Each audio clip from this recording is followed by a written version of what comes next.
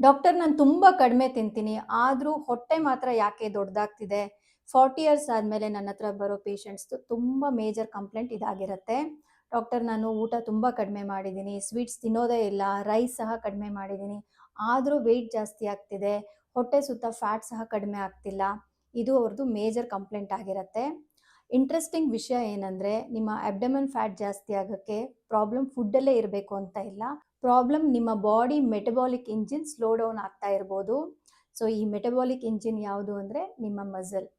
Age ಆಗ್ತಾ ಆಗ್ತಾ ನಿಮಗೆ ಮಸಲ್ ಲಾಸ್ ಆಗುತ್ತೆ. ಹಾಗಾಗಿ ನೀವು ಕಡಿಮೆ ತಿಂದರೂ ಸಹ ಕ್ಯಾಲೋರೀಸ್ನ ಬರ್ನ್ ಮಾಡೋದು ಸಹ ಕಡಿಮೆ ಆಗುತ್ತೆ.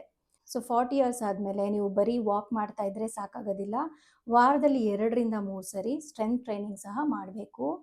ನೆನ್ಪಿಟ್ಕೊಳ್ಳಿ, ಕೆಲವೊಮ್ಮೆ ನಿಮಗೆ ಅಬ್ಡಮನ್ ಫ್ಯಾಟ್ಗೆ ಫುಡ್ ಒಂದೇ ಪ್ರಾಬ್ಲಮ್ ಇರೋದಿಲ್ಲ, ನಿಮ್ಮ ಮಸಲ್ ಲಾಸ್ ಸಹ ಮೇನ್ ಪ್ರಾಬ್ಲಮ್ ಆಗಿರುತ್ತೆ. ಕಾಮೆಂಟಲ್ಲಿ ಸ್ಟ್ರಾಂಗ್ ಅಂತ ಟೈಪ್ ಮಾಡಿ, ನಾನು ನಿಮಗೆ ಮೆಟಬಾಲಿಸಮ್ ಗೈಡ್ನ ಶೇರ್ ಮಾಡ್ತೀನಿ.